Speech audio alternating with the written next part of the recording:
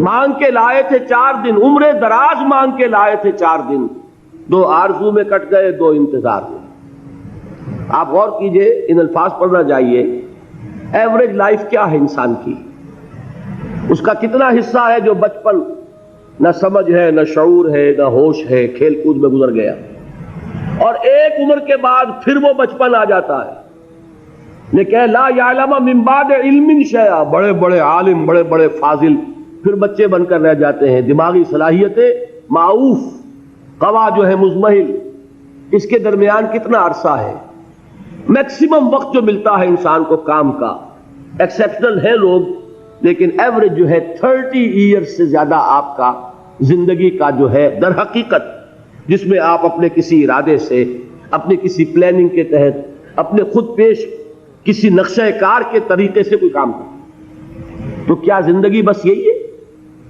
کیا کریشن کا کلائمیکس جو ہے ذہن مانتا ہے کہ یہ پوری کائنات اس کی وسعت کا اندازہ کرے اور اس کا کلائمیکس انسان اور اس کی حقیقت یہ؟ نہیں، انسان کی زندگی بہت طویل ہے۔ اس زندگی کے 3 حصے ہیں۔ آپ حیران ہوں گے، ذرا غور سے آج توجہ سے بات سنیے۔ 2 تو سب نے سنے ہیں، میں 3 کہہ رہا ہوں۔ ہماری کریشن کب ہوئی تھی؟ ازل میں، جب روحوں کی شکل میں ہمیں پیدا کر دیا گیا تھا، جن سے اللہ تعالیٰ کا وہ مکالمہ ہوا تھا، الستو بربکم قالوا بلی، میں بھی تھا، آپ بھی تھے۔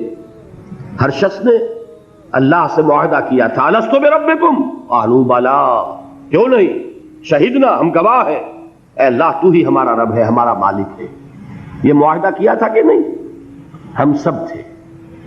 فرق کیا ہے؟ صرف ہماری ارواح تھی، یہ اجساد نہیں تھے، جسم نہیں تھے، ارواح تھی۔ تو کریشن تو اس وقت سے ہے۔ ایک زندگی ہماری وہ ہے جو ہم بتا آئے، ایک زندگی یہ ہے کہ ایک جسم کے ساتھ، وہ جسم جو زمین سے بن رہا ہے، پیدا ہو رہا ہے، زمین کی غذا سے پل رہا ہے، اس کے ساتھ اس روح کو شامل کر دیا گیا۔ یہ ہماری حیات دنیاوی ہے۔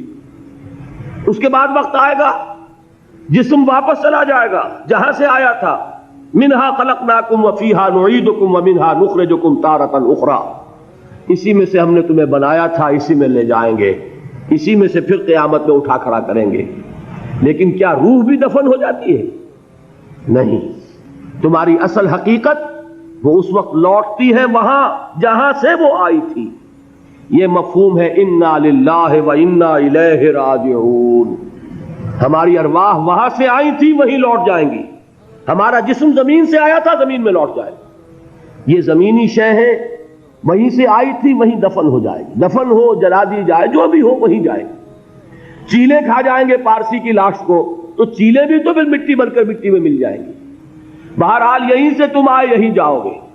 لیکن ہم در حقیقت جس شے سے عبارت ہے وہ ہمارا جسم نہیں ہے، بلکہ وہ ہے ہماری روح۔ وہ روح جو ہے وہ تو اس وقت سے ہے، الستو بربکم، جب ہم نے کہا تھا۔ اس کے بعد ہمیں یہاں بھیجا گیا اس جسم کے ساتھ، اور وہ روح واپس جائے گی۔ انا للہ و انا الیہ راجعون۔ اب اس کو آپ نے سمجھا؟ انسانی زندگی کا یہ تصور ہے جسے ہم تسلیم کرتے ہیں۔ بدقسمتی، جیسا کہ میں نے عرض کیا، پہلے حصے کو اکثر و بیشتر کوئی جانتا نہیں، ذکر کرتا ہی نہیں۔ 2 حصوں کو تو مسلمان نہ مانے گا تو وہ مسلمان ہی نہیں۔ حیات دنیاوی، حیات اخروی، یہ 2 تو ماننے پڑیں گے نا، ورنہ تو مسلمان ہی نہیں بنتا۔ بہرحال اگر یہ زندگی اتنی طویل ہے تو یہ درمیان میں جو موت کا وقفہ ڈالا، کیوں ڈالا؟ موت ایک زندگی کا وقفہ ہے، یعنی آگے بڑھیں گے دم لے کر۔ کیوں ڈالا؟ اس لیے کہ ایک حصہ تمہاری زندگی کا ایک امتحانی وقفہ بنا دیا جائے۔